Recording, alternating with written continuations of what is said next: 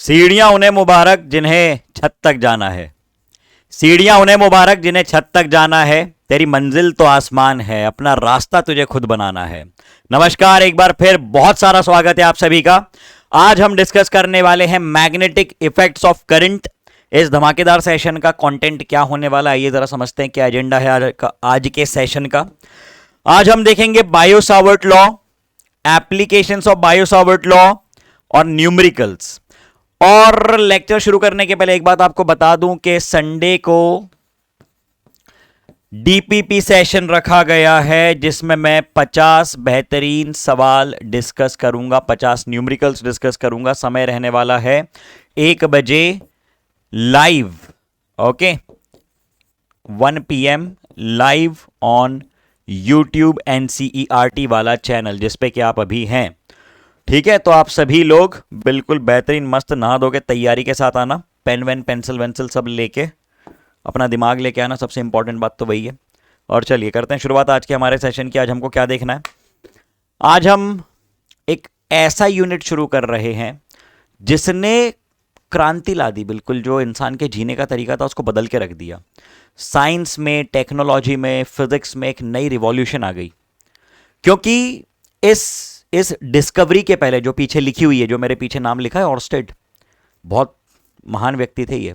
क्यों? क्योंकि इन्होंने 2 सेपरेट ब्रांचेस ऑफ फिजिक्स को, 2 सेपरेट डिविजन्स ऑफ साइंस को जोड़ दिया और यह बताया कि वो सेपरेट नहीं है, वो एक ही है। मैं बात कर रहा हूं करंट, इलेक्ट्रिसिटी और मैग्नेटिज्म की। तो पहले यह माना जाता था कि इलेक्ट्रिसिटी एक बिल्कुल सेपरेट डिस्कशन है और मैग्नेटिज्म एक बिल्कुल ही अलग डिस्कशन है, दोनों का आपस में कोई लेना देना नहीं है, इनमें कोई कॉमन कनेक्टिविटी नहीं है, ऐसा माना जाता था।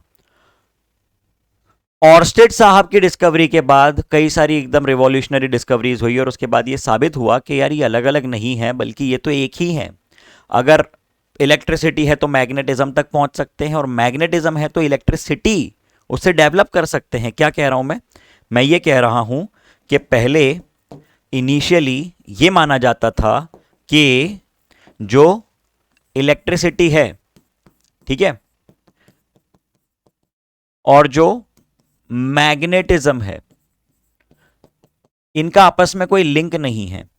लेकिन इस पूरे डिस्कशन के बाद यह साबित हुआ कि अगर इलेक्ट्रिसिटी है तो उसके आसपास मैग्नेटिज्म होगा, उसके इर्द गिर्द मैग्नेटिक फील्ड लाइंस होंगी, और यदि मैग्नेटिज्म है तो उसके थ्रू आप इलेक्ट्रिसिटी जेनरेट कर सकते हैं। और यही पूरा खेल चलने वाला है इस यूनिट में। अब हुआ क्या था बताता हूं आपको, ठीक है।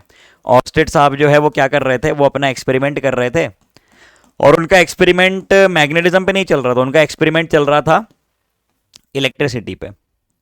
तो मान लो कि जैसे ये एक वायर है, सुनते चलना, अभी बिल्कुल एकदम रफ लैंग्वेज में, लेमैन लैंग्वेज में बात कर रहे हैं हम लोग। मान लो कि ये एक वायर है जिसमें करंट बह रहा है, एक वायर है जिसमें करंट फ्लो कर रहा है। अब वो भाई साहब क्या कर रहे थे, अपना एक्सपेरिमेंट कर रहे थे, वायर था, करंट जा रहा होगा, बल्ब बल्ब लगा होगा कहीं पे। पड़ोस में एक नीडल रखी हुई थी, मैग्नेटिक कॉम्पास रखी हुई थी। अब उन्होंने क्या देखा कि जैसे उन्होंने ठुचुक बटन ऑन किया, करंट निकला, जैसे करंट निकला वैसे इसमें डिफ्लेक्शन आया। ओ हो, जैसे इसमें से करंट गुजरा वैसे इसमें मोमेंटरी डिफ्लेक्शन आया। वैसे इस मैग्नेटिक कॉम्पास में क्या आया, वैसे ही इस कॉम्पास में क्या आया, मोमेंटरी डिस्कशन कर करके डिस्कशन ही निकल रहा है मुंह से। मोमेंटरी डिफ्लेक्शन आया, डिफ्लेक्शन। जैसे ही इसमें से करंट गुजरा वैसे ही इस कॉम्पास में एक मोमेंटरी डिफ्लेक्शन आया। तो कई सारे सवाल उठे दिमाग में,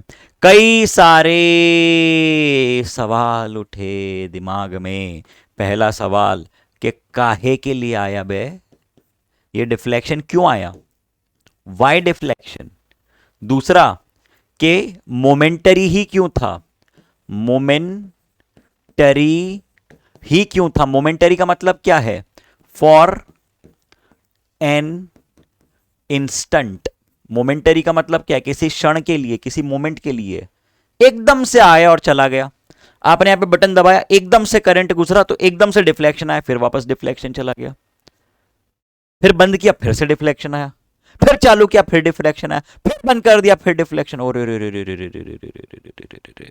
तो ये सवाल हमारे दिमाग में आए, हमारे मतलब ओरस्टेड भाई साहब के दिमाग में आए। कब?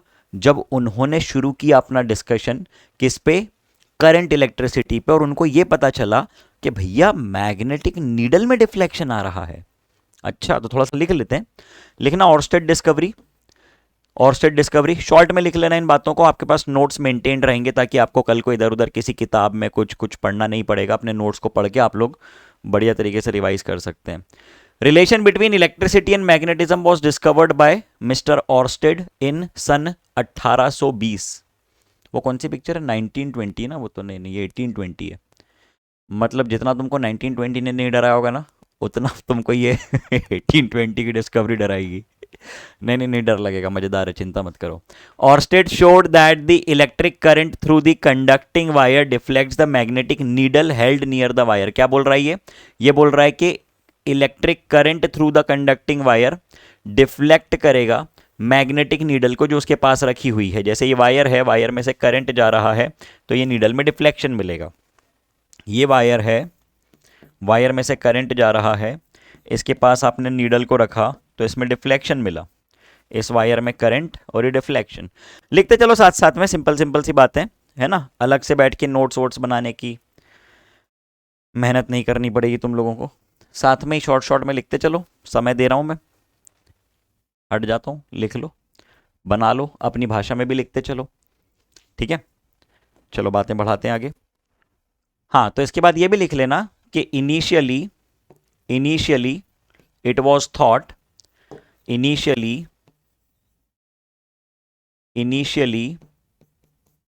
it was thought, initially everyone thought that, लिख ही देता हूं, क्या मानते थे? thought that electricity and magnetism have no common link, मतलब सेपरेट मानते थे, उनको अलग अलग मानते थे। बाद में पता चला कि भाई नहीं है, तो जुड़वा भाई हैं बिल्कुल, करण अर्जुन है बिल्कुल ये, ठीक है। Initially it was thought that electricity and magnetism are separate and they have no common link. अपनी भाषा में लिख सकते हो जो आपको सही लगे, ठीक है, बस सही चीज लिखना, गलत मत लिखना, है ना। लेकिन बाद में ये पता चला कि इनमें लिंक है। अब देखो इसके बारे में कुछ इंपॉर्टेंट ऑब्जर्वेशंस हेडिंग डाल के लिख लेना, ऑब्जर्वेशंस हेडिंग डाल के लिखना। पहला पॉइंट क्या है? पहला point, when the direction of current is reversed then the deflection of magnetic needle is also reversed। मतलब यदि करंट ऊपर जा रहा था और आपको जो डिफ्लेक्शन मिला है, करंट ऊपर जा रहा था और आपको जो डिफ्लेक्शन मिला है अचानक से वो इस डायरेक्शन में मिला है, इस डायरेक्शन में, करंट रिवर्स कर दो, करंट रिवर्स कर दो, डिफ्लेक्शन की डायरेक्शन भी रिवर्स हो जाएगी, डिफ्लेक्शन की डायरेक्शन भी रिवर्स हो जाएगी। दूसरी बात, on increasing the current in the conductor or bringing the needle closer to the conductor the deflection of magnetic needle increases। अच्छा, मतलब अगर ये वायर है, अगर ये वायर है, ठीक है, और आपने यहां रखा है इस नीडल को, दूसरी कंडीशन में यहां रखा है, मतलब एक कंडीशन में ए पॉइंट पे रखा है, दूसरी कंडीशन में बी पॉइंट पे रखा है, तो आपको डिफ्लेक्शन ज्यादा कौन से केस में मिलेगा? सीधी सी बात है कि जब आप इसके ज्यादा नजदीक आओगे, आप जितना नजदीक आओगे, आप जितना नजदीक आओगे उतना ज्यादा डिफ्लेक्शन आपको ऑब्जर्व होगा। ए से जितना नजदीक आप आओगे इस वायर के, उतना ही ज्यादा आपको डिफ्लेक्शन देखने को मिलेगा, उतना ही ज्यादा डिफ्लेक्शन आप ऑब्जर्व करोगे। क्यों? क्योंकि इसके नजदीक मैग्नेटिक फील्ड ज्यादा होगी, वो भी हम समझेंगे, बस लिखते चलो, अभी की तारीख में लिखते चलो, बस इतनी बातों को, बेसिक बेसिक बातें बता रहा हूं बिल्कुल, कोई बहुत हाई फाई बातें नहीं चल रही हैं, लिखते चलो। ठीक है, लिख लिया। ओके, बातें बढ़ाते हैं।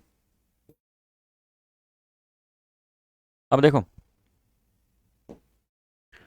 बात कुछ ऐसी है कि ये जो ऑर्स्टेड भाई साहब की डिस्कवरी थी, ठीक है, उसमें साबित क्या हुआ? उसमें साबित ये हुआ कि यदि हमारे पास एक कंडक्टिंग वायर है, यदि हमारे पास एक कंडक्टर है, एक वायर है, ठीक है,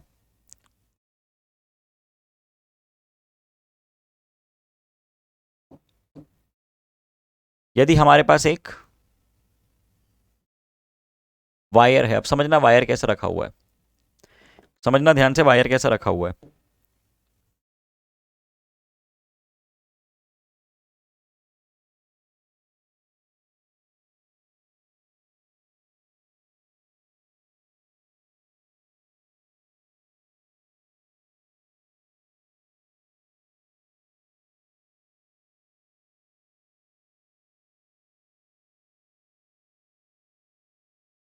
ऐसा कुछ रखा हुआ है, ठीक है,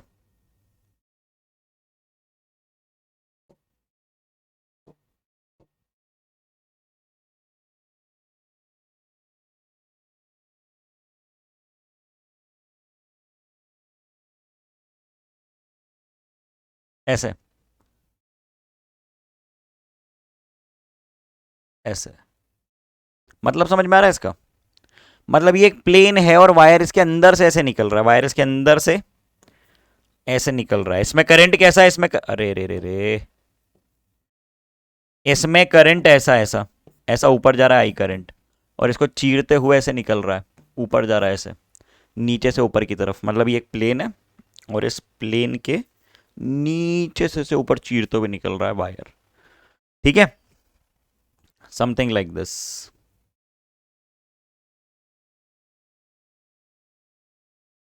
ठीक, हाँ जी, बिल्कुल, बहुत बढ़िया, बहुत शानदार। तो साबित ये हुआ कि करंट कैरिंग वायर के आसपास, साबित ये हुआ कि there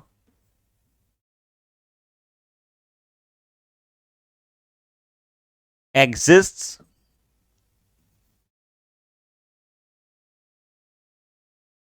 a magnetic field around the current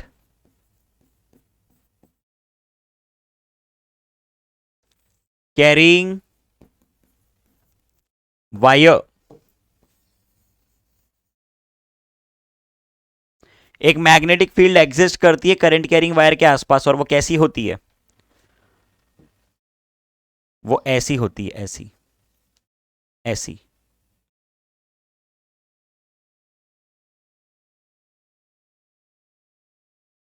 ठीक है, ऐसी, इस प्लेन में गोल गोल गोल गोल गोल गोल गोल गोल गोल गोल गोल गोल गोल गोल गोल। लिखो तो,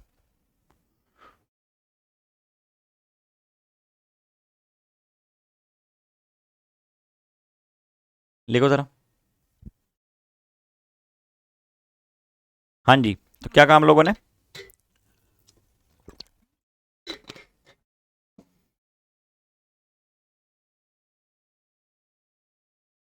ऐसी मैग्नेटिक फील्ड है इसके इर्द गिर्द, इसके आसपास ऐसी मैग्नेटिक फील्ड है, गोल गोल गोल गोल गोल गोल गोल गोल। अब अगर मैं आपसे बात करूं कि आपके पास एक वायर है, सुनना ध्यान से, ये एक वायर है, ठीक है, इसमें करंट जा रहा है ऊपर, और आप खड़े हो यहां पे, तो मुझको बताओ मैग्नेटिक फील्ड की डायरेक्शन क्या होगी? ये राजू है और ये श्याम है, तो राजू के लिए मैग्नेटिक फील्ड की डायरेक्शन क्या होगी और श्याम के लिए क्या डायरेक्शन होगी? करंट ऊपर जा रहा है, करंट ऊपर जा रहा है, तो आपने ये बताया कि इसके इर्द गिर्द गोल गोल मैग्नेटिक फील्ड है। तो हमारे पास एक रूल होता है, right hand thumb rule, right hand thumb rule, कुछ नहीं करना है, करंट की डायरेक्शन में थंब रखना है और फिंगर्स को घुमा देना है। राइट हैंड, करंट की डायरेक्शन में थंब रखना है और फिंगर्स को ऐसे घुमा देना है।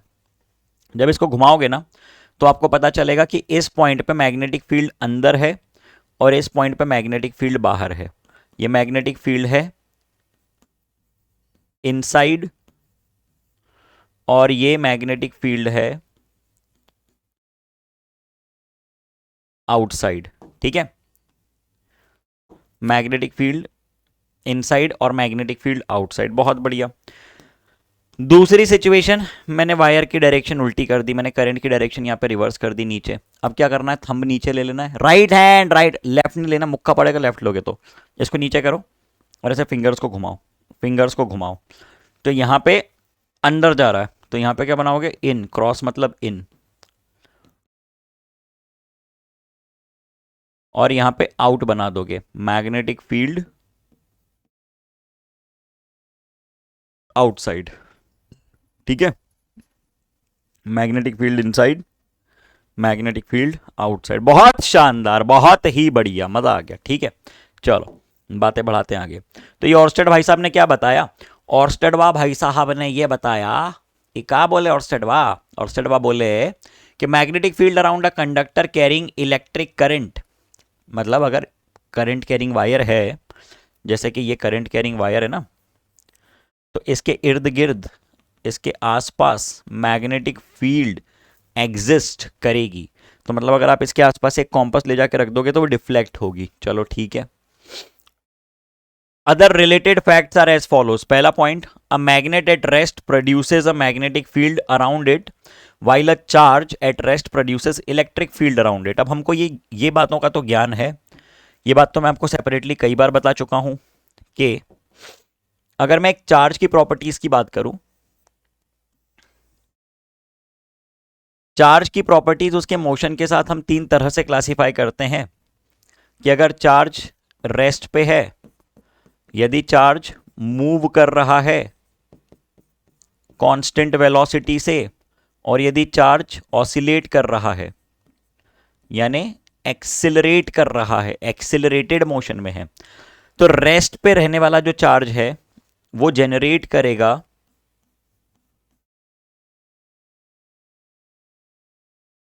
Electric field. अगर चार्ज मूव कर रहा है कांस्टेंट वेलोसिटी से, तो इलेक्ट्रिक फील्ड के साथ साथ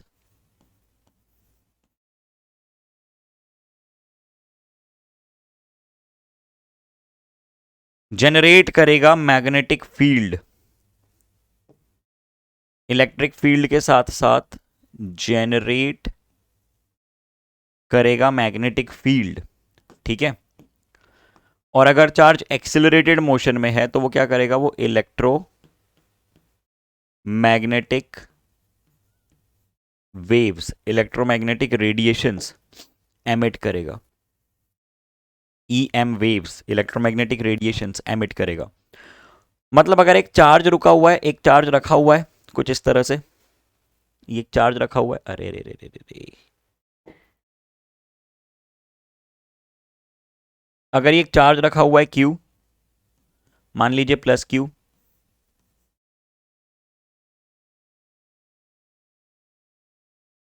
इसके बाहर ऐसी मैग्नेटिक फील्ड्स निकल रही हैं, और अगर नेगेटिव है तो उसके अंदर तरफ मैग्नेटिक फील्ड जा रही है। और अगर हम बात करें एक बार मैग्नेट की, अगर हम बात करें एक बार मैग्नेट की, ये नॉर्थ है ये साउथ है, ठीक है, इसके इर्द गिर्द क्या होती है, इसके इर्द गिर्द क्या है,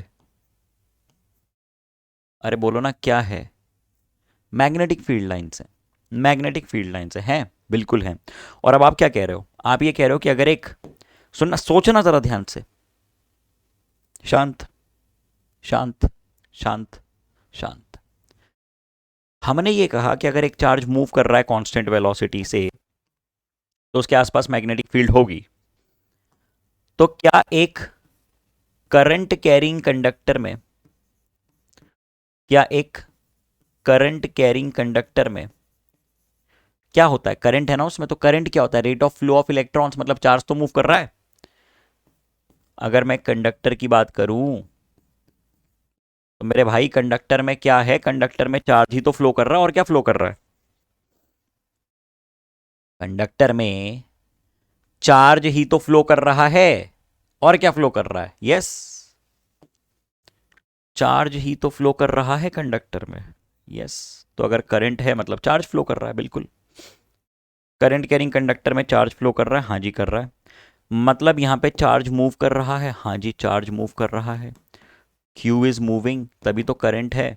मतलब इसके पास मैग्नेटिक फील्ड डेवलप होगी। तो करंट कैरिंग वायर की, करंट कैरिंग कंडक्टर की आसपास होती है मैग्नेटिक फील्ड। ठीक है, और उसके डायरेक्शन कैसे निकालते हैं? राइट हैंड थंब रूल से, यहां पे अंदर यहां पे बाहर। ठीक है, इतनी बात सभी लोग लिख लो भैया, लिख लो भैया सभी लोग साथ साथ में। पहला पॉइंट लिखना, काम की एक एक कॉन्सेप्ट बहुत काम का है। एक एक कॉन्सेप्ट, एक एक बात जो मैं लिखवा रहा हूं, जो मैं बता रहा हूं, बहुत बहुत बहुत बहुत बहुत काम की है। अभी समझ में नहीं आएगा तुमको, जब पूरा इलेक्ट्रोमैग्नेटिज्म खत्म हो जाएगा ना, तब समझ में आएगा कि एक एक छोटी छोटी चीज कैसे तार जुड़ते जाते हैं छोटी छोटी चीजों से। ठीक है, चलो नेक्स्ट पॉइंट क्या बोलता है? नेक्स्ट पॉइंट बोलता है कि a current carrying conductor has a magnetic field and not an electric field around it. Current carrying conductor की बात करें तो मूविंग चार्ज है, मूविंग चार्ज है। इलेक्ट्रिक फील्ड की बात हम लोग इसलिए नहीं कर रहे हैं क्योंकि उसका हम लोग डिस्कशन नहीं कर पाएंगे, उसको कैलकुलेट नहीं कर पाएंगे, इसलिए हम लोग ये मान के चलते हैं कि इसके इर्द गिर्द सिर्फ और सिर्फ कौन सी है? मैग्नेटिक फील्ड है। इलेक्ट्रिक फील्ड एक मूविंग चार्ज के साथ एसोसिएटेड होती है, लेकिन वो आपके स्कोप के बाहर है, अभी आपके डिस्कशन के स्कोप के बाहर है। हम लोग बात कर रहे हैं सिर्फ करंट कैरिंग कंडक्टर के पास क्या है? इलेक्ट्रिक फील्ड नहीं है, मैग्नेटिक फील्ड है। On the other hand, charge moving with uniform velocity has electric as well as magnetic field. सुनना बात को ध्यान से। आपने सर क्या लिखवाया? आपने ये लिखवाया कि अगर एक चार्ज मूव कर रहा है कांस्टेंट वेलोसिटी से, तो उसके पास इलेक्ट्रिक के साथ साथ मैग्नेटिक फील्ड है। बिल्कुल है, लेकिन आपने ये बताया कि करंट कैरिंग कंडक्टर के लिए ओनली मैग्नेटिक फील्ड है, ओनली मैग्नेटिक फील्ड है। तो सर यहां पे आप इलेक्ट्रिक फील्ड की बात क्यों नहीं कर रहे हो? क्योंकि जबकि ये तो कांस्टेंट वेलोसिटी से चलता है, ड्रिफ्ट वेलोसिटी से, ये तो हमको मालूम है, लेकिन बेटा मॉलिक्यूलर लेवल पे आपको सोचना पड़ेगा। वहां पे एक चार्ज नहीं है जो मूव कर रहा है करंट के अंदर, करंट कैरिंग वायर के अंदर इनफाइनाइट इलेक्ट्रॉन्स। आपको मालूम है, करंट इलेक्ट्रिसिटी में बताया था कि इधर उधर उधर इधर भाग रहे होते हैं, दौड़ रहे होते हैं, और साथ में एक डायरेक्शन में ड्रिफ्ट कर रहे होते हैं। तो वो इतनी कॉम्प्लेक्स डिस्कशन है कि उसमें आप इलेक्ट्रिक फील्ड की बात नहीं कर पाओगे। आप ये कह सकते हो कि due to their random motion, वो मधुमक्खी के छत्ते वाला एग्जांपल दिया था कि मधुमक्खी यहां भी जा रही है, वहां भी जा रही है, नाच रही है, और हवा चलने लग गई, जिसकी वजह से वो धीरे धीरे धीरे धीरे धीरे धीरे एक डायरेक्शन में उड़ भी रही है। ऐसे ऐसे ऐसे, ये देखो, ये मेरी उंगलियों को देखो, रैंडम डायरेक्शंस में जा रही है और साथ में एक पर्टिकुलर डायरेक्शन में ड्रिफ्ट कर रही है। इतने कॉम्प्लेक्स मोशन के लिए मैं रिजल्टेंट इलेक्ट्रिक फील्ड वगैरह कैलकुलेट नहीं कर सकता। हमारे बस के बाहर की बात है, वो किसी के भी बस के बाहर की बात है, कोई नहीं कर सकता। इसलिए हम क्या बोलते हैं कि करंट कैरिंग वायर में सिर्फ क्या है भैया? सिर्फ मैग्नेटिक फील्ड है। लेकिन अगर एक चार्ज की बात करोगे, इकलौते चार्ज की बात करोगे, वो मूव कर रहा है कांस्टेंट वेलोसिटी से, तो उसके लिए इलेक्ट्रिक और मैग्नेटिक फील्ड दोनों होंगी। काम की बातें मैं बोल रहा हूं, बहुत काम की बातें ये। ठीक है, बहुत काम की बातें। तुम मान नहीं रहे हो अभी मेरी बात, लेकिन बहुत काम की बातें। ईएम वेव्स तक काम आएंगी तुमको ये सारी बातें। लिखते चलो। ऑसिलेटिंग चार्ज की बात करें, ऑसिलेशन का मतलब क्या है? ऑसिलेशन मतलब एसएचएम, ऑसिलेशन मतलब एसएचएम। एसएचएम हो रहा है, एसएचएम हो रहा है, मतलब सिस्टम में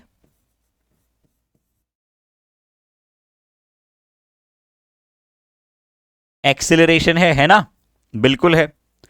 तो अगर एक्सिलरेटेड चार्ज है, एक्सिलरेटेड चार्ज है, तो वो क्या करेगा? वो एनर्जी रेडिएट करेगा। वो क्या करेगा? एनर्जी रेडिएट करेगा।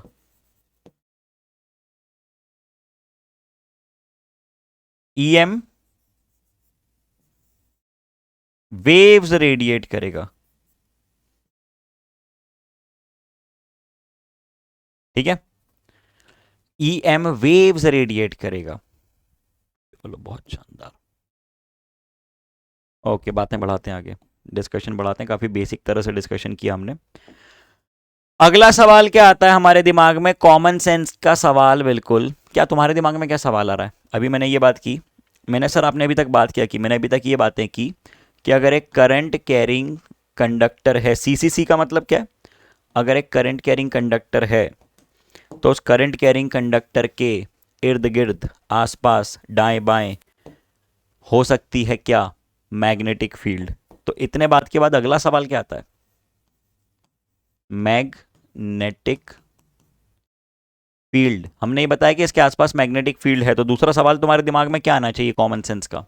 क्या पूछोगे? यही पूछोगे ना कि सर कितनी, कितनी, अरे है तो ठीक लेकिन कितनी है? मैग्नेटिक फील्ड है वो बात तो ठीक है, लेकिन कितनी, हाउ मच? अगला सवाल हमारे दिमाग में आता है, कितना मैग्नेटिक फील्ड है भाई, हाउ मच? तो अब ये कैलकुलेट करने के लिए हमें समझना पड़ेगा एक स्पेशल टाइप का लॉ जिसे कहते हैं bio Savart law. Bio, T silent, French scientist हैं दोनों दोस्त, सावर्ट, ठीक है, law,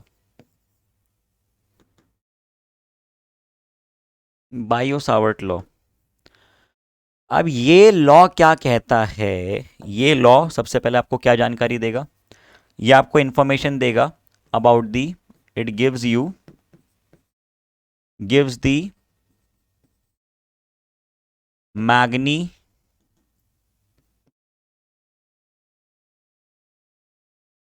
and direction of the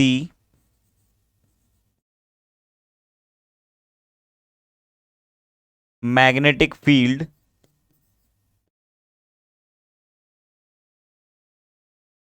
due to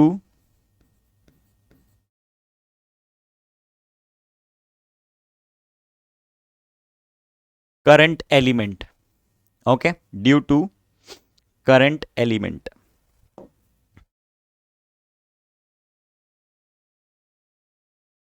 अब सर ये करंट एलिमेंट क्या है समझना। एक वायर ले लिया आपने, ये एक वायर ले लिया, इस वायर में करंट है आई,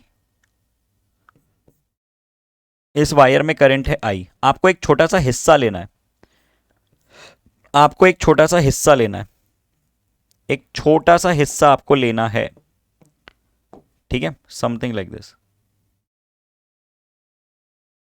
लाइक दिस। इस हिस्से के कारण, एक सेकंड है ना, जस्ट अ सेकंड। इस छोटे से हिस्से के कारण, इस डीएल लेंथ के एलिमेंट के कारण कितनी मैग्नेटिक फील्ड है, आप उसकी चर्चा करोगे। डीएल एलिमेंट के कारण किसी भी पी पॉइंट पे,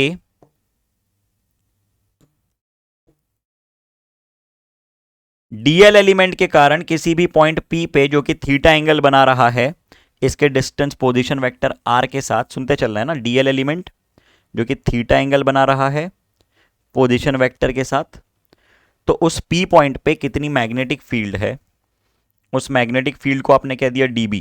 क्या कह दिया? डीबी। तो वो छोटू सी मैग्नेटिक फील्ड कितनी होगी, ये जानकारी आपको देगा कौन? ये जानकारी आपको देगा कौन? ये जानकारी आपको देगा करंट एलिमेंट, ये सॉरी बायो सावर्ट लॉ। ये जानकारी आपको देगा Biot Savart law. Gives magnitude and direction of the magnetic field due to a current element. Current element क्या है? करंट एलिमेंट क्या है? करंट एलिमेंट है छोटा सा एलिमेंट, करंट एलिमेंट है छोटा सा एलिमेंट जिसमें करंट है आई और जिसकी लेंथ है डीएल, ठीक है। और उसकी डायरेक्शन क्या बताओगे आप लोग? टेंजेंशियल। डायरेक्शन क्या बताओगे? उसकी डायरेक्शन बताओगे टेंजेंशियल। ओके, चलो बहुत शानदार, बहुत बढ़िया, बहुत बढ़िया, बहुत बढ़िया, बहुत बढ़िया, बहुत बढ़िया, बहुत बढ़िया। तो बायो सावर्ट लॉ क्या कहता है? बायो सावर्ट लॉ क्या कहता है? बायो सावर्ट लॉ ये कहता है कि जो डीबी है ना, मैग्नेटिक फील्ड, किन बातों पे डिपेंड करेगी? ये डिपेंड करेगी कि करंट कितना फ्लो कर रहा है, ये डिपेंड करेगी करंट पे, ये डिपेंड करेगी करंट एलिमेंट की लेंथ पे, ये डिपेंड करेगी एंगल पे, इन दोनों के बीच के एंगल के डायरेक्टली प्रोपोर्शनल है इसलिए हमने साइन का फंक्शन लिया, और ये इनवर्सली डिपेंड करेगी डिस्टेंस के स्क्वायर के, और ये इन्वर्सली डिपेंड करेगी डिस्टेंस के स्क्वायर के। इन बातों पे डिपेंड कर रही है मैग्नेटिक फील्ड, इन बातों पे डिपेंड कर रही है मैग्नेटिक फील्ड। वाह, okay okay okay okay okay. तो आइए ज़रा देख लेते हैं, किताबी भाषा भी देख लेते हैं। ये रहा डीएल, ओहो, ये रहा आर।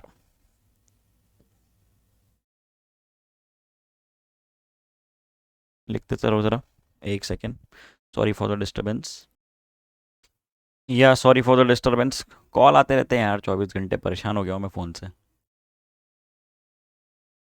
हम्म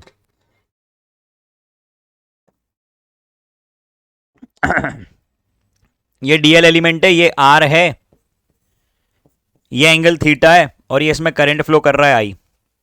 ठीक है, करंट फ्लो कर रहा है आई। आप क्या बात कर रहे हो, very small element a b of length dl of a thin conductor carrying a current is called current element. ये लो डेफिनेशन भी आ गई करंट एलिमेंट की, डेफिनेशन भी आ गई करंट एलिमेंट की। This is the definition of current element. क्या बोला हम लोगों ने, छोटू सा एलिमेंट जिसकी लेंथ डीएल है, जिसमें करंट आई है, ये कहलाएगा करंट एलिमेंट।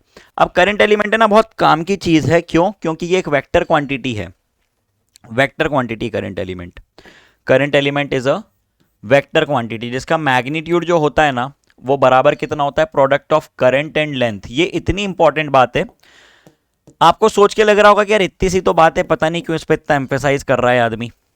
इतनी इंपॉर्टेंट बात है, करंट एलिमेंट की यूनिट पूछ लेते हैं। Length ampere, ampere metre, metre क्या होगी यूनिट। तो जिसको नहीं पता डेफिनेशन, वो क्या बताएगा, नहीं बता पाएगा वो। Current element is a vector quantity whose magnitude is equal to the product of current and length of the small element. मतलब करंट एलिमेंट की अगर मैं बात करूं,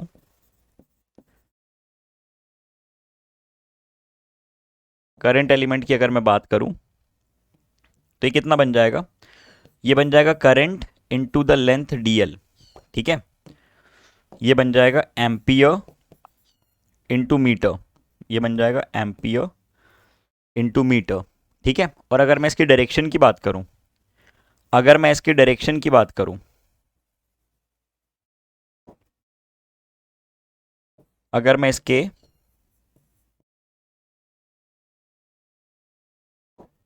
डायरेक्शन की बात करूं, तो इसकी डायरेक्शन क्या बन जाएगी, इसकी डायरेक्शन बन जाएगी टेंजेंशियल।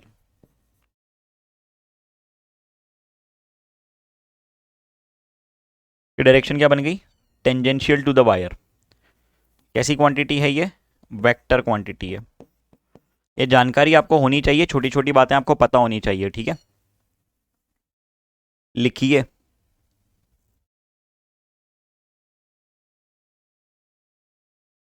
लिखिए बॉस।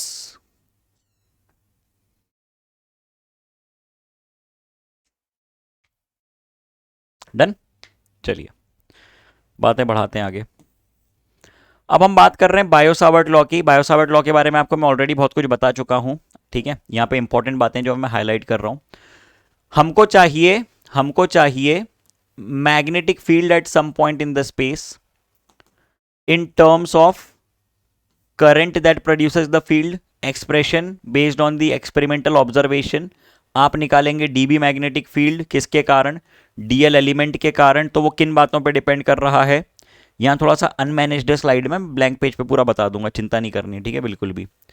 डीबी डिपेंड कर रही है इन बातों पे, इन बातों पे। ये मैं ऑलरेडी बता चुका हूं पिछले पेज पे, पिछले से पिछले पेज पे। क्या क्या लिखा हुआ है, ऐसा लिखा हुआ है कि सर, डर लग रहा था ना, इतना सारा टेक्स्ट एक साथ आता है, देख के डर लगने लगता है इतनी सारी प्रिंटेड टेक्स्ट आ जाता है तो देख के थोड़ी सी घबराहट हो जाती है कि अरे बाप रे ये क्या क्या। तो देखो कोई बड़ी बात नहीं है, इधर बता देता हूँ। बायो सावर्ट लॉ पूरा एकदम चिंटू सा लॉ है, सरल सा, कोई बहुत बड़ी बात थोड़ी है इसमें। आपने ले लिया वायर, वायर ले लिया, wire wire wire wire wire wire ले लो, वायर ले लो, करंट कैरिंग वायर ले लो, 10 के 3 10 के 3 10 के 3, ये बन गया वायर, बहुत बढ़िया। इसमें करंट कितना, इसमें करंट आई है, आई करंट है। और आपने क्या करना है, आपने किसी रैंडम पॉइंट पे, आपने किसी रैंडम पॉइंट पे पी पॉइंट पे मैग्नेटिक फील्ड निकालनी है। तो मैग्नेटिक फील्ड निकालने के लिए पहले आपने ये बात की कि किसके कारण निकाल रहे हो मैग्नेटिक फील्ड। तो हमने ये कहा कि हम लोग जो है हम लोग जो है हम लोग जो है इस डीएल एलिमेंट के कारण निकाल रहे हैं। ये थीटा एंगल है, ये आर जो है पोजीशन वेक्टर बना दिया। ठीक है, बहुत बढ़िया। तो आपने क्या बातें लिखी? आपने ये लिखी कि जो मैग्नेटिक फील्ड है डीबी पी पॉइंट पे, वो डिपेंड कर रही है आई पे, डीएल पे। तो मैंने करंट एलिमेंट लिख दिया आई डीएल। वो डिपेंड कर रही है साइन थीटा पे, वो डिपेंड कर रही है इनवर्सली आर स्क्वायर के। ओ अच्छा, तो हमने ये प्रोपोर्शनैलिटीज कर दी कंबाइन। इन प्रोपोर्शनैलिटीज को हमने कर दिया कंबाइन, और जैसे ही हमने कर दिया इनको कंबाइन, हमको क्या मिल गया? हमको ये मिल गया कि जो डीबी है ना, डीबी वो डिपेंड कर रहा है IDL sine theta divided by R square पे। ठीक है, इस पे डिपेंड कर रहा है। ओके, तो dB proportional to I D L sine theta by R square. Proportionality हटती है तो हम लोग लिखते हैं कांस्टेंट जो होता है mu naught upon 4 pi I D L sine theta divided by R square. ये एक फॉर्मेट है बायो सावर्ट लॉ का, बहुत बढ़िया। अब यहां पे जो म्यू नॉट अपॉन 4 पाई है उसकी वैल्यू होती है 10⁻⁻7। म्यू नॉट क्या होता है?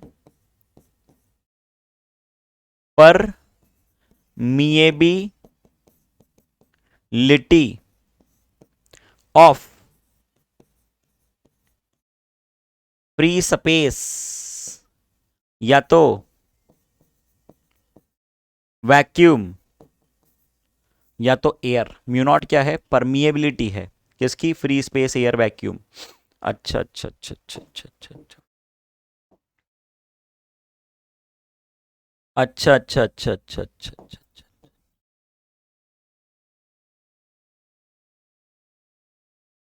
बहुत अच्छी बात है।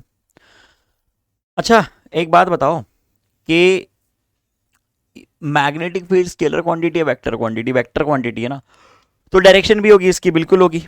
तो डायरेक्शन के लिए क्या मैं डायरेक्शन के लिए क्या मैं डायरेक्शन के लिए अरे तो सर आगे भी तो बोलो। क्या मैं डायरेक्शन के लिए यूनिट वेक्टर मल्टीप्लाई कर सकता हूं? क्योंकि यूनिट वेक्टर का कोई मैग्नीट्यूड तो होता नहीं है, सिर्फ डायरेक्शन बताता है वो। हाँ या ना? बोलो बोलो बोलो। हाँ जी सर, सही बात है, लिख दो। लिख दिया मैंने। आर कैप लिख दिया, R cap R cap R cap R cap R cap. R cap क्या है? यूनिट वेक्टर, डायरेक्शन बता रहा है वो। ठीक है गुरु, बड़ी अच्छी बात है। आर कैप को आप लिख सकते हो, यूनिट वेक्टर है ना, R divided by magnitude of R, ऐसा लिख सकते हो। या आर से आर काट मत देना। आर से आर काट दिया, कैप इक्वल टू डंडा, कैप इक्वल टू एरो। फिर डंडे से डंडा भी काट दो, नीचे का डंडा ऊपर का डंडा चला गया, आर आर चला गया। तो सर कैप इक्वल टू तिरछा एरो। अच्छा, ऐसा कैप इक्वल टू ऐसा कैप, ऐसा कुछ बच रहा है, ऐसी फालतूगिरी नहीं करनी है। ठीक है, चलो तो क्या बनेगा यहाँ पे? आर कैप को आर अपॉन आर लिख दिया, तो डीबी को आपने लिख दिया वेक्टर फॉर्म में, वेक्टर फॉर्म में, वेक्टर फॉर्म में, वेक्टर फॉर्म में, वेक्टर फॉर्म में। ओके सर, समझ गए, ठीक है। Sine theta divided by R cube, इसको क्या लिखा? आर वेक्टर लिखा। 4 पाई भी तो है यहाँ पे।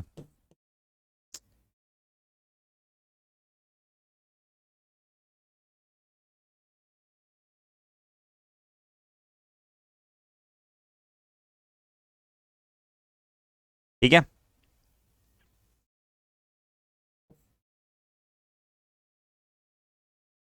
ठीक है, अब इसको अगले पेज पे लिख रहा हूं मैं, थोड़ा अभी खत्म नहीं हुआ है, अभी खत्म नहीं हुआ है। ठीक है, इतना लिखो तो,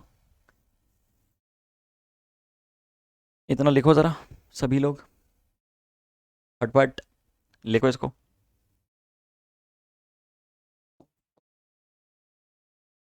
देखो, आपने क्या बोला, आपने बोला कि जो डीबी है ना, वो है, पहला एक्सप्रेशन क्या लिखा था, पहला एक्सप्रेशन लिखा था DB equal to mu naught upon 4 pi I D L sine theta divided by R square. और डायरेक्शन क्या बताई थी आपने, डायरेक्शन बताई थी are cap.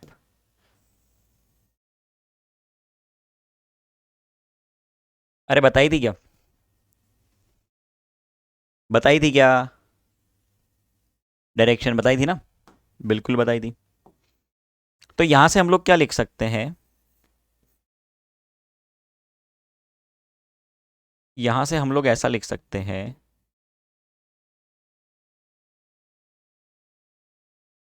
D L into R cap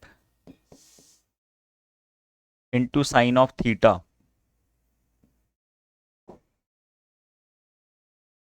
divided by R square, ऐसा लिख सकते हैं। A B sine theta, A B sine theta, उसको ए क्रॉस बी लिख सकते हैं, ए क्रॉस बी,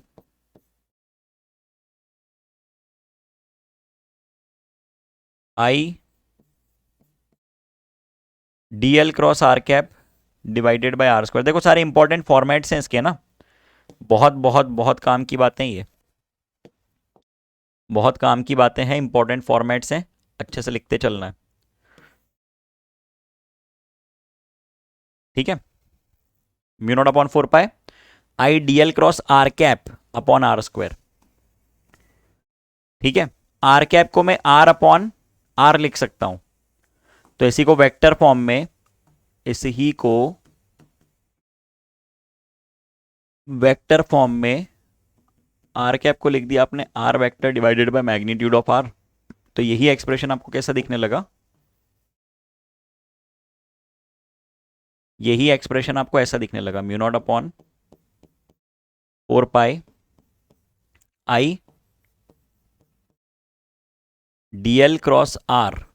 अब ये डीएल क्रॉस आर कैप था पहले, लेकिन अब डीएल क्रॉस आर है, अब डीएल क्रॉस आर है। ठीक है, DL cross R divided by R cube आ जाएगा। क्या अंतर आ जाएगा, आर कैप को आपने रिप्लेस कर दिया किससे,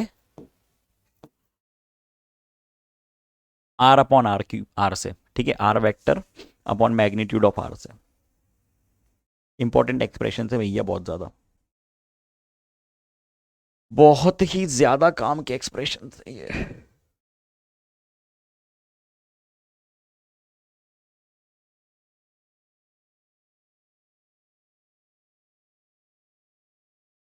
ठीक है,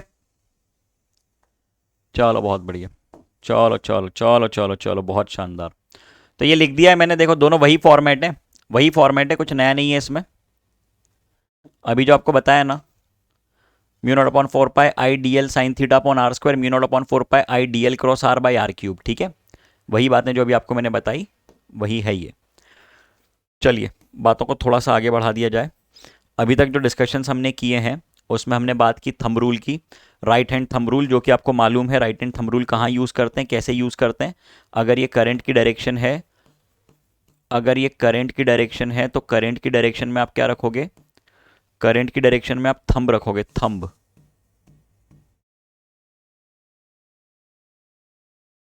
करंट की डायरेक्शन में थंब रखोगे, है ना, किसका, राइट हैंड का, कौन से हाथ का, राइट हैंड का, राइट हैंड का थंब रखोगे, और फिंगर्स को कर्ल कर दोगे,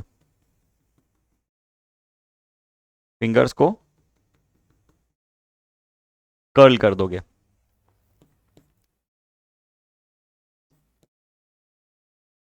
लाइक दिस, लाइक दिस। ठीक है, मालूम है हमको। चलो तो इसके बेसिस पे थोड़ा सा सिंपल सिंपल से सवाल पहले करते हैं। तो ये सवाल करो तो 30 सेकंड के अंदर करना है। मैं तुमको पहले सिस्टम बता रहा हूँ, सिस्टम बता रहा हूँ, ठीक है। Proton moves in a horizontal circle, proton moves in A horizontal circle, ये प्लेन है, ठीक है, towards the observer, towards the observer, ये हॉरिजॉन्टल सर्कल है, ठीक है। इसमें प्रोटॉन घूम रहा है, प्रोटॉन, इसमें प्रोटॉन घूम रहा है towards the observer. The pattern is concentric circular field lines of magnetic field which produces due to it the motion. Proton moves along horizontal, अरे sorry sorry sorry, horizontal circle नहीं, horizontal line है। Proton horizontal line में move कर रहा है towards the observer. I am really sorry, I am really sorry, मैंने ठीक से पढ़ा नहीं, ठीक है, माफ़ कर दो प्लीज़। तो ये प्रोटॉन है, प्रोटॉन, ये जा रहा है टुवर्ड्स द ऑब्जर्वर, बड़ी अच्छी बात है, ठीक है। अब सामने से प्रोटॉन मेरी तरफ आ रहा है, सामने से प्रोटॉन मेरी तरफ आ रहा है। Pattern of the concentric circular line, circular field line of magnetic field which produce due to the motion, मतलब इस प्रोटॉन के मोशन के कारण करंट कहाँ होगा? करंट की डायरेक्शन तो प्रोटॉन की डायरेक्शन लेते हैं ना, यही है करंट की डायरेक्शन। अच्छा, तो मेरी तरफ अगर सामने से करंट आ रहा है, जैसे ये दिख नहीं रहा है, एक लंबी सी छड़ी दिख जाती है अगर मुझे, मान लो कि यही यही ये वो है ना, ये मेरी तरफ आ रहा है, ये मेरी तरफ आ रहा है, तो मैं यूं करूंगा, ऐसे ऐसे ऐसे, हाथ ऐसे घुमाओ, ऐसे ऐसे, सामने खड़े रहो, तुम्हारी तरफ प्रोटॉन आ रहा है, ऐसे घुमाओ हाथ, ये क्या दिख रहा है? ये एंटी क्लॉकवाइज दिख रहा है, वर्टिकल प्लेन में। एंटी क्लॉकवाइज हॉरिजॉन्टल प्लेन नहीं, एंटी क्लॉकवाइज हाँ वर्टिकल प्लेन, यही क्लॉकवाइज नहीं, क्लॉकवाइज नहीं, तो आंसर इसका आया बी। जिसने मुझसे पहले सही आंसर निकाला वो खुद को +4 करो, बाकी लोग -1 करो। हे जल्दी, जिसने मुझसे पहले सही निकाला वो खुद को +4 करो, बाकी लोग -1 करो जल्दी, ठीक है। तो कैसी बनेगी यहाँ पे? ऐसी फील्ड लाइंस बनेगी ना, right hand thumb rule, like this. अच्छा, ठीक है ठीक है ठीक है। अगला सवाल, electron moves along vertical line, electron जा रहा है वर्टिकल लाइन में towards the observer, concentric field of magnetic field which produces due to the motion, मतलब मान लो मैं ऊपर से ऑब्जर्व कर रहा हूं, वर्टिकल लाइन है, ठीक है, मैं ऊपर से ऑब्जर्व कर रहा हूं और इलेक्ट्रॉन मेरी तरफ आ रहा है, मतलब करंट की डायरेक्शन तो इलेक्ट्रॉन की डायरेक्शन के अपोजिट होती है। ऊपर से खड़े होकर देखो, नीचे करंट जा रहा है, नीचे नीचे करंट जा रहा है, ऐसे घुमाओ ना, तो ऐसा सर्कल दिख रहा है मुझे, तो ऐसा ऐसा, मतलब क्लॉकवाइज दिख रहा है और हॉरिजॉन्टल प्लेन में दिख रहा है। कैसी फील्ड लाइंस बनेंगी? कैसी फील्ड लाइंस बनेंगी? क्लॉकवाइज बनेंगी और हॉरिजॉन्टल प्लेन में बनेंगी।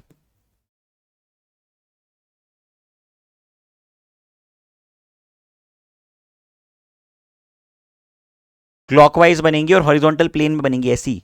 तो एंटी क्लॉकवाइज हॉरिजॉन्टल नहीं, एंटी क्लॉकवाइज वर्टिकल नहीं, क्लॉकवाइज हॉरिजॉन्टल, क्लॉकवाइज वर्टिकल गलत, ठीक है।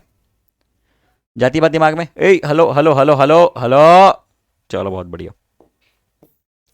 तो इसी बात पे अगला सवाल करके, हाँ +4 अगर तुमने मुझसे पहले सही किया, -1 यानी ठेंगा अगर तुम्हारा मेरे से बाद में सही आया। चलो अगला, current is flowing in electric line towards the north, the direction of magnetic field at a point which is just below the line. अब एक मिनट रुक जाओ ना, इसके लिए पहले हम लोग बनाएंगे, इसके लिए पहले एक बार थोड़ा मैं तुमको रिप्रेजेंटेशन दिखा देता हूं, क्योंकि ये 3D में जाएगी बात, ठीक है। कन्वेंशन सेट कर देते हैं पहले, कन्वेंशन सेट कर देते हैं, north east west south,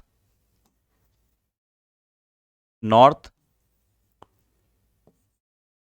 south east west, north south east west. Current कहां जा रहा है? करंट जा रहा है टुवर्ड्स द नॉर्थ, करंट जा रहा है टुवर्ड्स द नॉर्थ, ओके। अब आपको मैग्नेटिक फील्ड निकालनी है जस्ट इस वायर के नीचे, ये वायर है, ये करंट कैरिंग वायर है,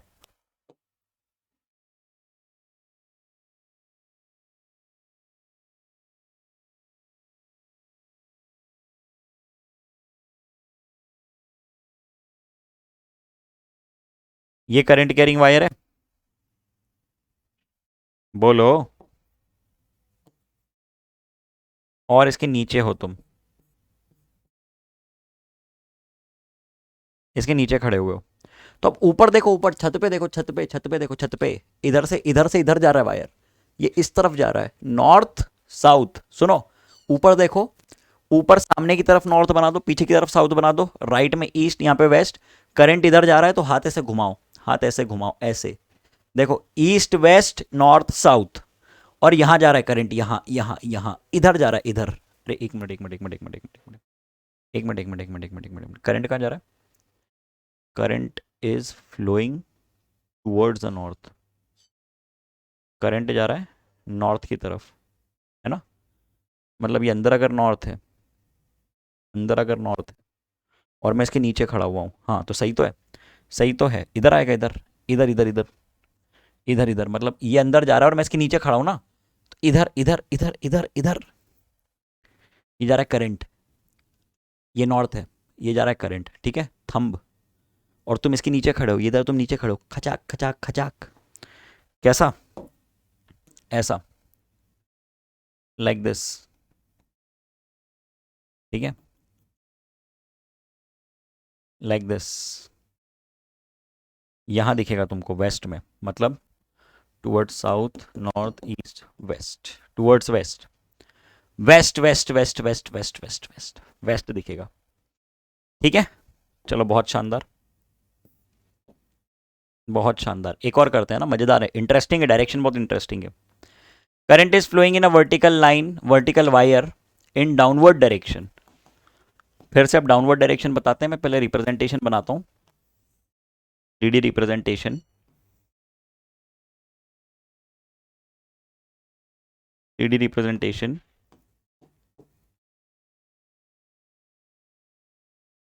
ये है downward direction,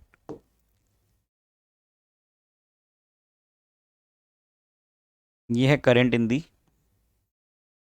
downward direction, vertical wire, current जा रहा है नीचे डाउनवर्ड डायरेक्शन में। The direction of magnetic field at a point which is just right side to the wire. अब राइट साइड अगर आप हो वायर के, तो कैसी क्या बनाओगे इसमें? ये ऐसे पहले तो नॉर्थ साउथ ईस्ट वेस्ट भी मार्क कर देते हैं हम लोग,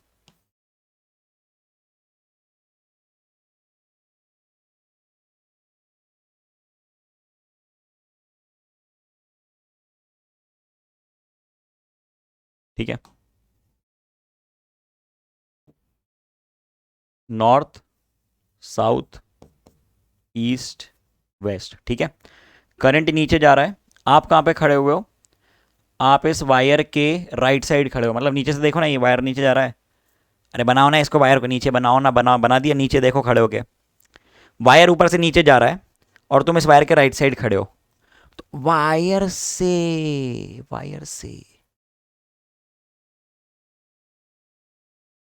यहाँ खड़े हो जाओ जाके,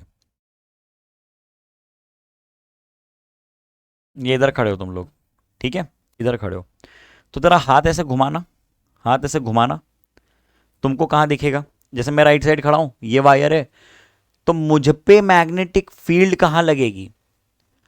the direction of magnetic field to a point which is just right side to the wire, ये रहा पॉइंट जो कि जस्ट राइट साइड है। तो इसकी मैग्नेटिक फील्ड पहली तो कैसी बनेगी? इस सर्कल में कॉन्सेंट्रिक लाइंस बनेंगी, इस सर्कल में कॉन्सेंट्रिक लाइंस बनेंगी, ऐसी ऐसी, है ना, है ना, हाँ या ना? और अगर ये वायर नीचे जा रहा है तो इस वायर से ऐसे पकड़ो ना, थंब ऐसे, थंब इधर, ठीक है, पकड़ लिया, और ये यहां पे कोई बंदा खड़ा हुआ है, यहां पे थंब है, ये इधर जस्ट इसके पड़ोस में खड़ा हुआ है, देखो फिंगर्स कहाँ जा रही है, पीछे जा रही है, पीछे पीछे पीछे पीछे पीछे पीछे पीछे पीछे पीछे पीछे पीछे पीछे पीछे, out of the plane, out of the plane, मतलब साउथ, नहीं नहीं नहीं, हाँ, ठीक है, साउथ में आ रही है भाई, बहुत बढ़िया, बहुत बढ़िया। अब करते हैं कुछ और सवाल, ये सवाल आधा मैं करवाऊंगा, आधा आप लोग करोगे, ये सवाल आधा मैं करवाऊंगा, आधा आप लोग करोगे। चलो, ये करने के पहले थोड़ी सी और डिस्कशन कर लेते हैं, ये करने के पहले थोड़ा सा डिस्कशन और कर लेते हैं हम लोग। अभी अभी हम लोगों ने क्या बोला? अभी अभी हम लोगों ने बात की है डायरेक्शंस की। अभी तक हम लोगों ने किस चीज़ की बात की? अभी तक हम लोगों ने सिर्फ और सिर्फ डायरेक्शनैलिटी की बात की है। डायरेक्शनैलिटी निकालने के लिए हम लोग क्या बात करते हैं? डायरेक्शनैलिटी निकालने के लिए हम लोग बात करते हैं किसकी? राइट हैंड थंब रूल की। थंब को in the direction of current रखो, curling fingers give the direction of magnetic field. ये बातें आप लिख चुके हो, ठीक है। ये स्ट्रेट करंट कैरिंग वायर के लिए। और अगर सर्कुलर करंट है, मतलब कॉइल है, कॉइल, तो कॉइल के लिए कुछ भी नहीं करना है। कॉइल के लिए कॉइल के डायरेक्शन में फिंगर्स को घुमा देना है। थंब देगा डायरेक्शन मैग्नेटिक फील्ड की। इसमें उल्टा हो जाएगा, curling current in the direction of current, thumb दे देगा डायरेक्शन ऑफ फील्ड, ठीक है। अगर एंटी क्लॉकवाइज करंट है तो मैग्नेटिक फील्ड बाहर होगी, मैग्नेटिक फील्ड बाहर होगी। अगर क्लॉकवाइज करंट है तो मैग्नेटिक फील्ड इनवर्ड होगी, अंदर होगी। मैग्नेटिक फील्ड अंदर होगी उस केस में। बहुत बढ़िया, ठीक है। अगर वायर परपेंडिकुलर है प्लेन के, मतलब अगर ये वायर है, ठीक है, ये वायर है, वायर में करंट ऐसा बाहर निकल रहा है, तो मैग्नेटिक फील्ड पैटर्न कैसा बनेगा? ऐसा बनेगा, ऐसा, ठीक है। अगर वायर में करंट अंदर है तो मैग्नेटिक फील्ड की पैटर्न कैसा बनेगा? ऐसा बनेगा, ये, ठीक है। ये वायर है और आप यहां पे खड़े होकर देख रहे हो, इस वायर में करंट कुछ ऐसा जा रहा है तो मैग्नेटिक फील्ड बाहर की, करंट कुछ ऐसा जा रहा है, मैग्नेटिक फील्ड अंदर की तरफ, ठीक है। चलिए, बहुत बढ़िया, बातें बढ़ा दी जाए आगे। एप्लीकेशंस ऑफ बायो-सावर्ट लॉ की हम लोग बात कर रहे हैं। एप्लीकेशंस ऑफ बायो-सावर्ट लॉ की बात कर रहे हैं। पहले देख लें समय कितना बच रहा है, एक सेकंड, समय देख लें हो पाएगा या नहीं, समझ आइए। चलिए, समय कम ही बचा है तो इस टॉपिक को मैं फिर से लूंगा अगले सेशन में, इस डिस्कशन को मैं फिर से लूंगा अगले सेशन में, क्योंकि 3-4 मिनट में इतना हो नहीं पाएगा, है ना। तो अभी मैं बता देता हूं कि हम लोग क्या करने वाले हैं। हमारे पास एक इनफाइनाइट वायर है, हमारे पास एक इनफाइनाइट वायर है। तो एप्लीकेशंस की बातें करेंगे हम लोग अगले सेशन में, ठीक है। यहीं पे रोक रहे हैं हम लोग सेशन, अभी डिस्कस किया मैंने, समय भी हमारे पास और नहीं है। तो एप्लीकेशन ऑफ बायो-सावर्ट लॉ में बेसिकली हम क्या करेंगे अगले सेशन में, बता रहा हूं मैं। एक इनफाइनाइट वायर के लिए किसी पॉइंट पे मैग्नेटिक फील्ड कितनी होती है ये निकालेंगे, सेमी इनफाइनाइट वायर के लिए निकालेंगे, कॉम्बिनेशंस देखेंगे हम लोग, बहुत सारी चीज़ें करने वाले हैं। देखो, आज का लेक्चर मैंने एकदम धीमे धीमे बताया क्योंकि पहला लेक्चर था। मैं नहीं चाहता कि आपको किसी भी प्रकार की कोई ऐसी फीलिंग आएगी बहुत टफ यूनिट बहुत आसान है। मैग्नेटिज्म दुनिया की सबसे आसान यूनिट्स में से एक है, अगर स्टार्टिंग से सही तरह से ध्यान दिया जाए तो, ठीक है। तो हम लोग इनफाइनाइट वायर देखेंगे, सेमी इनफाइनाइट वायर देखेंगे, सेगमेंट देखेंगे, लूप देखेंगे, आर्क देखेंगे, बहुत सारी ज़माने भर की बातें हमको करनी है ना। उसके पहले मैं ये चाहूँगा कि आप इन बातों को अच्छी तरह से रिवाइज करें, जितनी बातें अभी हम लोगों ने की हैं। डायरेक्शन पे कुछ ज़्यादा ध्यान दें, डायरेक्शन पे कुछ ज़्यादा ध्यान दें। क्रॉस प्रोडक्ट अगर आप समय निकाल के रिवाइज करते हैं तो आपका डिस्कशन आसान होगा, जर्नी आसान होगी। क्रॉस प्रोडक्ट रिवाइज करके आना, ठीक है। क्रॉस प्रोडक्ट और डायरेक्शन की बातें रिवाइज करना अच्छे से।